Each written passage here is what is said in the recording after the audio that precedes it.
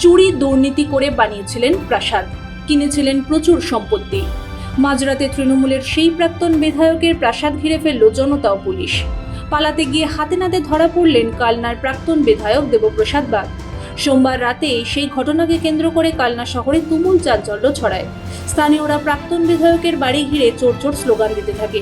কিন্তু কেন দেবপ্রসাদ বাগকে গ্রেফতার করল পুলিশ?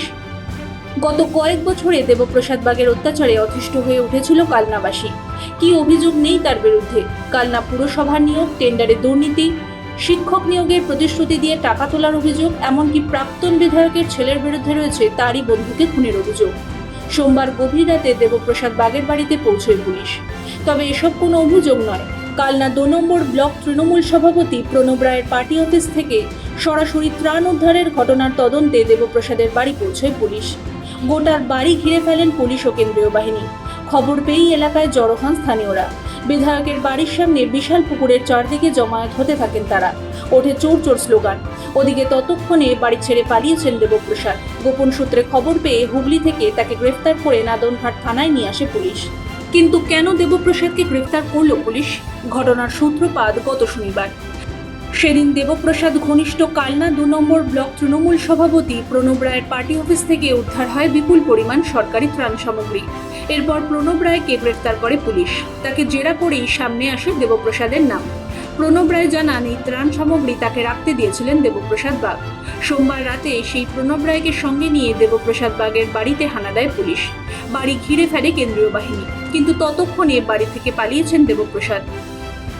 স্থানীয়রা জানাচ্ছেন, কয়েক বছর আগে পর্যন্ত টিভি সার্ভিসিং এর কাজ করতেন তিনি। কংগ্রেসের টিকিটে কালনা পুরসভা নির্বাচনে লড়ে হেরেছিলেন।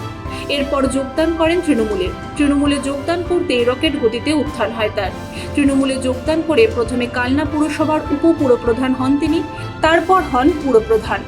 ২০২১ সালে তৃণমূলের টিকিটে কালনার বিধায়ক হন তিনি। স্থানীয়দের দাবি, বিধায়ক হবার পর দেবপ্রসাদের প্রতাপ আরও বেড়ে যায়। কালনা শহরে বিশাল বিলাসবহুল প্রাসাদ বানান তিনি। অভিযোগ, পুরসভার চাকরি দেওয়ার নাম করে বহু বেকারের কাছ থেকে টাকা তুলেছেন। প্রাথমিক, উচ্চ প্রাথমিক সহ স্কুলে চাকরি দেওয়ার প্রতিশ্রুতি দিয়ে কোটি কোটি টাকা তুলেছেন তিনি। তাদের অনেকেই চাকরি পাননি বলে অভিযোগ। অনেকে চাকরি পেলেও আদালতের নির্দেশে চাকরি হারিয়েছেন।